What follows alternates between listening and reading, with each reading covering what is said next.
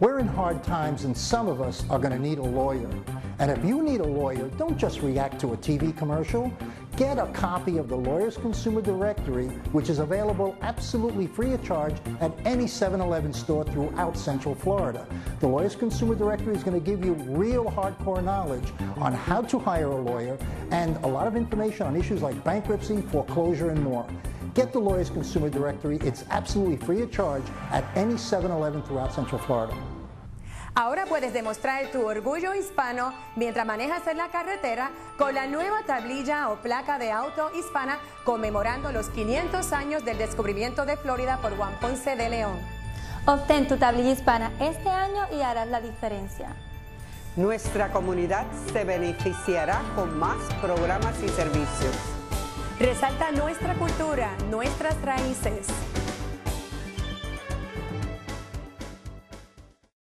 Hi, this is Danny Ramos. Tonight we have the honor of interviewing Governor Carlos Romero Barcelo, who was one of the most outstanding governors in the history of Puerto Rico. In 1969 to 1977, he was the mayor of San Juan. From 1978 to 1981, he was a senator. From 1977 to 1985, he was the governor of Puerto Rico. And from 1993 to 2001, he was the resident commissioner of Puerto Rico in the United States Congress. Welcome, Carlos. Thank you. Don't mind me calling you Carlos? Oh, no, of course not. Okay. Of course not. You know, I campaigned with the name Carlos. I was the first candidate for governor to campaign on the first name basis. On your first name basis. Right. We're here to talk about something very serious, and I, was at a meeting with Peter Vivaldi, who's running for Congress, and you spoke at that. At that meeting, and at that time when you spoke at the podium, after that I approached you to come to the TV show and talk about the issue that you talked about at that podium because it's so important. And that issue is that Puerto Ricans living on the island cannot vote even though they're citizens of the United States. Right. So unless we have two types of citizenships, one real citizenship and one fake citizenship, Puerto Ricans cannot vote. Can you tell us the whole story about that? Of course, I can be very happy to tell the story because my quest has been for 50 years. My quest has been to achieve equality as a U.S. citizen. Puerto Rico is we have been disenfranchised for 96 years. We were made U.S. citizens in 1917. All persons born in Puerto Rico from 1917 on are U.S. citizens by birth. Mm-hmm. So just like they were born in any part of the United States. Any one of the 50 states. But we have also been disenfranchised. That came as the result of that. The reason why we've been disenfranchised so long is a matter of prejudice and discrimination against Hispanic Americans. I have maintained many times that if Puerto Rico, instead of being 3,700,000 Hispanic Americans, U.S. citizens now, we were 3,700,000 Irish Americans, we would be a state a long time ago. Mm-hmm. And this is about time that not only Puerto Ricans in the nation, but all Hispanic Americans in the nation get together and demand that Puerto Ricans in Puerto Rico, the Hispanic Americans in Puerto Rico who are U.S. citizens, be given the same rights and the same privileges and the same obligations as all other citizens. And that means the right to vote and the right to representation. The United States claims that there's not an imperialistic country, yet it has a colony. Puerto Rico, in constitutional terms, U.S. Constitution, we're a territory. Internationally, we are a colony. And unless we face to the fact that we are a colony and that we are not allowed to participate in the democratic process of our nation, that unless we realize that problem is never going to be solved. But the problem is not only Puerto Rican, it is a national issue, whether you accept it or not. Why is it a national issue? Because we are spending, as a nation, billions of dollars, and we're putting our young men and women in harm's way to bring democracy to Afghanistan and to Iraq, where they don't understand democracy quite well, and they don't particularly support it either. And yet, we are keeping 3,700,000 U.S. citizens disenfranchised. Mm-hmm. And we have kept them disenfranchised for 96 years, denying them the right to vote and the right to participate. We have no democracy in Puerto Rico. We have no we have democracy in municipal terms, we have democracy, state-level terms, but we're not participating in our nation's democratic process. And that has to stop. We cannot tolerate that anymore, particularly in this day and age. In 21st century, the United States cannot be having a colony, it cannot be looking the other way as though this was something, oh, let the Puerto Ricans come up with a solution. No, no. This is not only a Puerto Rican problem, this is a national problem, a national issue. Mm-hmm. So basically what you're saying is that a Puerto Rican who goes into the armed services, he goes to Iraq to fight in order to protect the United States, cannot vote, even though he's a citizen of the United States. He is not, and a soldier fighting for the country, he is not allowed to vote. Right. You remember the pilot that bombed Libya? Remember what was the name of the Libyan dictator? Yeah, Gaddafi. That he got killed. That he was shot down. He got killed, and he couldn't. His family couldn't vote for president. He couldn't vote. Have no representation. Wow. Also, we have the 65th Infantry, which was an extremely well-known infantry unit during World War II, who fought for the United States and who gained honors. Not World War II. Well, they're still there, right? No. The last time the 65th Regiment was Puerto Rican, as such, in fighting, was in the Korean War. Okay. Because after the Korean War, separation by ethnic or racial groups was forbidden. Was wiped out. Was wiped out. So, but in the Korean War, the 65th Infantry Regiment was fully all Puerto Ricans, except the general that directed the regiment, and he wrote a book about, I forget his name now, but it's a book about the 65th Infantry Regiment. He said that he had never had a group of soldiers braver and more better a group of soldiers and brave and in fighting and ready to meet the enemy at any time as the 65th Infantry Regiment. The same thing was MacArthur also made the statements similar to that also. And yet here we are after, as I said, after 96 years, and we still don't have a right to vote and a right to representation. And we've also had, Puerto Ricans have also won the Congressional Medal of Honor. Yes, that's so it's ironic that Congress gives the Congressional Medal of Honor to a Puerto Rican, and that Puerto Rican cannot vote. That is correct. And not only that, some people here don't know this. If any one of you moves to Honduras, to Nicaragua, to Colombia, to Venezuela, to Brazil, to France, to Italy, then from there, as a resident of the United States, as a citizen of the United States, you can vote absentee ballot. But if you move to Puerto Rico and you become a resident of Puerto Rico, then you cannot vote in the national election. You cannot vote for president. You cannot vote for your congressman. You cannot vote for a senator. So, how can that be maintained in this day and age? How can the nation look the other way and say, oh, this is your problem, Puerto Rico, you solve it? No, it's not our problem. It's a national problem. It's a national issue. The United States cannot be preaching democracy throughout the world while they have not solved the democratic problem in Puerto Rico. As long as there's a deficit of democracy in Puerto Rico, the United States has no moral authority to be preaching morality, to be preaching the democracy throughout the world. Well, the situation has been going on for 96 years now. Right. And Puerto Ricans do not have the right to vote. So I was born in the United States. If I move to Puerto Rico, I cannot vote. That's correct. Okay. So what really is, there is, the United States Constitution does not provide for two types of citizenship. It only provides for one type of citizenship. And that one type of citizenship, according to the United States Constitution, gives you the right to participate in your government. Right. Except for Puerto Ricans. Except for Puerto Ricans. Do you really think it's a racial issue, or do you think it's something that it became some political issue why they don't want Puerto Ricans to vote? No, it started as a racial issue, and it was a decision by William Howard Taft right back in the first part of the century, 20th century, that when he was president, the presiding Supreme Court judge in the Supreme Court of the United States, the case of Balzac versus Puerto Rico. He said that Puerto Rico was a non-incorporated territory. That was there's no such term in the Constitution. Yeah. He made it up. And he said, well, the Puerto Ricans cannot be an incorporated territory because incorporated territory, which is what Alaska and Hawaii were, because the incorporated territory was, the nation was committed to giving them statehood down the line. And he said, no, Puerto Rico cannot be an incorporated state because they're different color, they're different religion, they're different groups. They're not the same as we are. And that was the reason why Puerto Rico would... Well, what's the reason now, though? I mean, that, you know... People don't like to move unless they're forced. Congress doesn't move unless it's made to move. That's why I'm making a call that all Hispanic Americans in the nation... This is not only a Puerto Rican issue. This is a Hispanic American issue.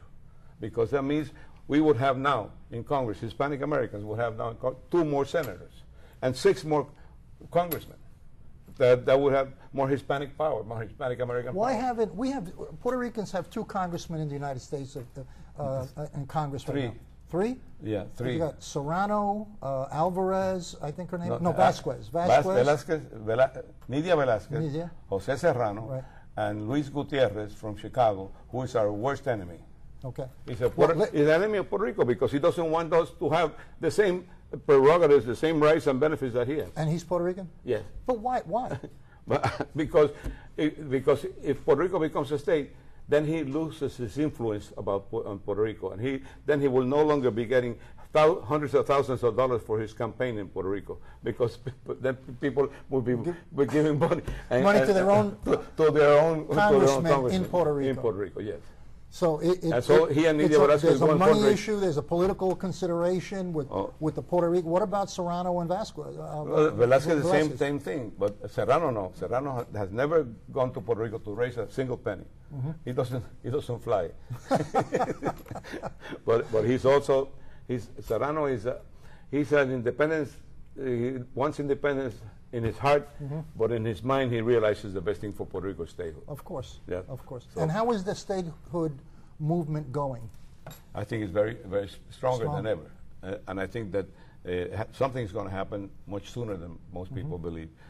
Even though now we have a governor and a party is in office in the House and the Senate. They control the House, the Senate, and the governor. It's the first time that we've had a referendum where 61% had voted for statehood.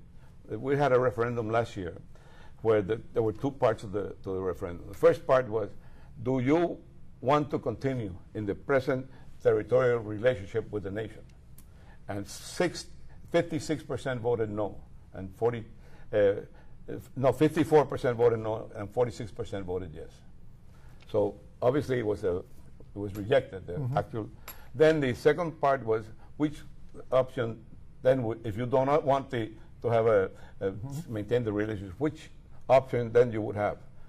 Puerto Rico as a state, Puerto Rico, the Commonwealth, sovereign Commonwealth. I don't think anybody really understands that. And then or independence. And 61% voted for statehood. So that's people of Puerto Rico are now demanding statehood. Now, if that bridge is crossed where the referendum and the people in Puerto Rico vote for statehood, clearly they want statehood in a vote. Definitely. Will that change the status of people being able to vote? Well, if we have become a state, oh yes. Oh, okay. Once we so do you think Washington is waiting for that to happen in order to give the okay? No, Washington has to pass a bill of admission saying Puerto Rico here, we want to admit you as a state, and you have to start paying federal income taxes. And of course, since to have federal income taxes from one year to the next would be too troublesome, they would probably have a process of 3 or 5 years, probably 5 years, where we would be paying 20% each year, more and more and more until we pay. Then we would also have the other things like, for instance, we would have to change our constitution, amend our constitution to elect the senators and to elect the representatives to Congress and for the presidential elections in Puerto Rico, and how that will be controlled, and whatever. Also, all the other aspects of a state, a difference between a state and a territory would be in the bill of admission. Once we voted that bill with a majority, there would have to be no other referendum. That would be self-imposed. It would be automatic. Yeah, automatic. Automatic. Yes. So if that doesn't happen, then Puerto Ricans who are citizens of the United States still cannot vote, and they remain second-class citizens. That is correct. That is correct. And that's why I think that I have now put together a super PAC to raise the money and to organize groups in the nation, Hispanic groups, to demand that Puerto Rico be given the right to vote and the right to representation. And we were demanding equality and full democracy for Puerto Rico.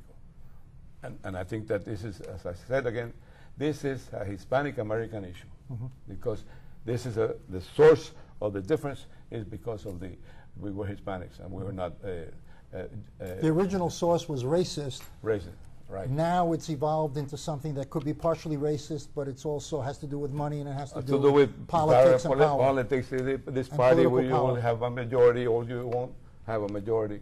Okay. That's it.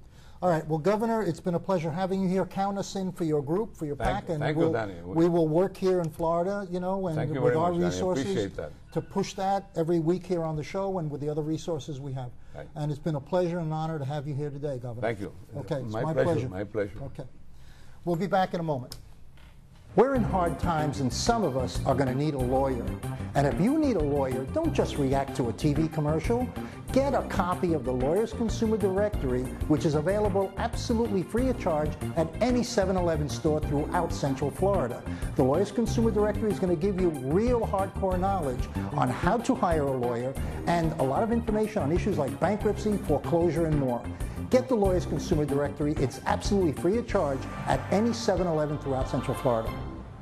Ahora puedes demostrar tu orgullo hispano mientras manejas en la carretera con la nueva tablilla o placa de auto hispana conmemorando los 500 años del descubrimiento de Florida por Juan Ponce de León. Obtén tu tablilla hispana este año y harás la diferencia. Solo 1,000 se necesitan para hacerla permanente. Su donativo ayudará a estudiantes con becas. Nuestra comunidad se beneficiará con más programas y servicios. Resalta nuestra cultura, nuestras raíces. Demostremos que en la unión está la fuerza. Obtén tu tablilla hispana en el Departamento de Vehículos de Motor más cercano o llama hoy al 321-277-0850.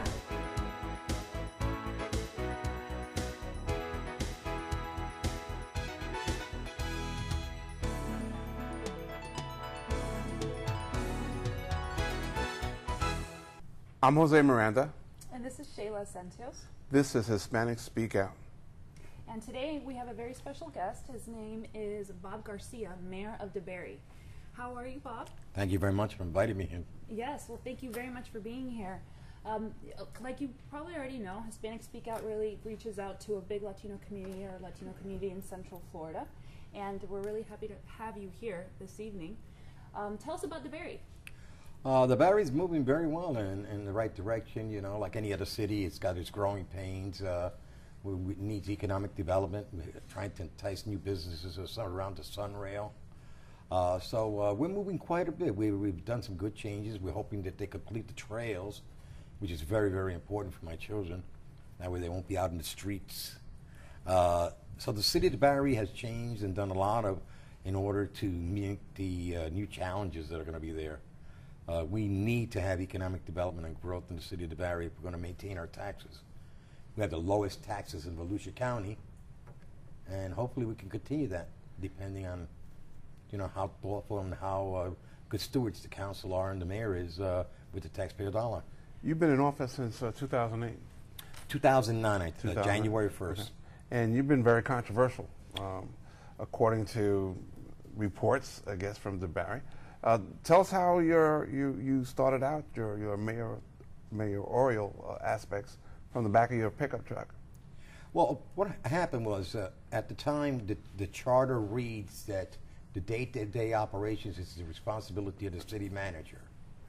Okay, with the influx of people that were coming in to see me and talk to me, okay, at that time rumor was going around that it's a possibility of what I was doing, okay, interfered with the operation of the city. So the council voted that I don't need to have an office. Fine. I'll work out of my truck. And it even worked out better. And the reason is from the truck, I started roundtables with my people in the city of DeBary. I met them on issues. It was very good because in the city I only saw one person at a time. With the mayor's roundtable, I got the opportunity to see 8, 10, 14 people and address 20 or 30 different problems at one time.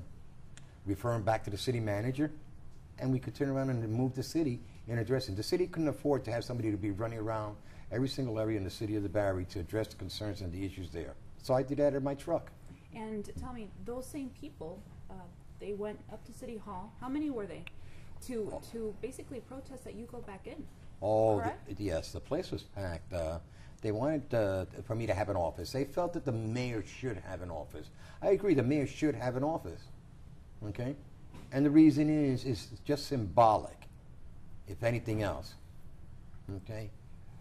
I personally believe that the mayor's role in any city is to ensure that he stands for the highest standards of honor. Okay, that he's an honorable individual, that he's one that has values, and that always turns around and fights for the rights of the people. The Barry is run by a management system. It sure is. So would you say, in retrospect, the mayor office is pretty much ceremonial? I would say yes, to a certain extent. To a certain extent, you know, the mayor still needs to play a major role. He's the head of the government, per se, okay? But yes, it's a symbolic position. But what kind of voting block do you have with that symbolic position? 1 of 5. Okay. What's your constituency like? I believe I'm 100% consistent. If I believe an issue is not in the best interest of the people of the city of the Barry, my people, I'll vote against it. But your constituency is about, the majority is white. 90.5% is white in the city of the Barry. I think we have like a 4% Latino population. 9.1% of Hispanics. As a matter of fact, to make sure, I brought the stats. Okay. Well, I mean, but in a grander scale, that's very impressive that you are able, and this is your second term, correct? That's right. And you have built a great rapport with the community of DeBarry. And also Deltona, Orange City, and many other cities. Right. And they're during the second term and during your last term, how passionate are you about this city? I mean, how much do you care? Oh, I don't have a social life. The only thing I care about is the city of the Barry and my people, ensuring that I address their needs. When I spend taxpayer dollar, I spend it based on needs, not what I want. My legacy will be how I serve my people, not what I put up. There's too many things we need. Are you term limited? Yes, I'm termed out. Are you paid for the position? What do you mean, did I pay for Are you paying for you get paid a salary? No, I waived my compensation. Okay. I do not receive no salary. I believe if my people have to turn around and struggle or have to turn around and I will do without. So you're in a symbolic position. You don't receive any pay for it. You have 1 vote. How do you make changes or inroads to help the population of DeBarry? Well, the easiest way is to make sure that when we turn around and have issues and stuff before we are addressing the issues of the people. I go to the people, okay? I'm out in the community. What they tell me is what I go after. I bring that information back to the council based on my votes. I just voted against a tax increase and against the budget. I didn't believe the budget covered enough. It was too broad. And I have a problem with spending reserves to buy land we don't need right now when there's so many other issues and concerns like stormwater, okay, economic development. So I voted against the tax increase.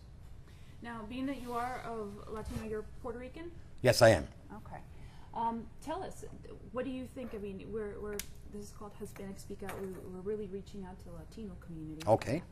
It's sometimes in the Latino community, it's hard. We don't see a lot of elected officials who look like us. Okay. And you're, proudly one of them, of Puerto Rican descent.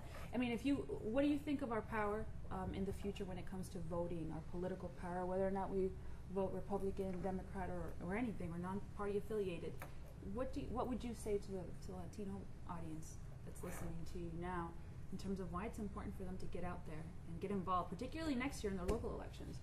Well, I think it's important, not only when elections come around, but all the time, for Latinos to get involved, especially vote. Okay, that's crucial and important, especially with the Hispanic Latino community.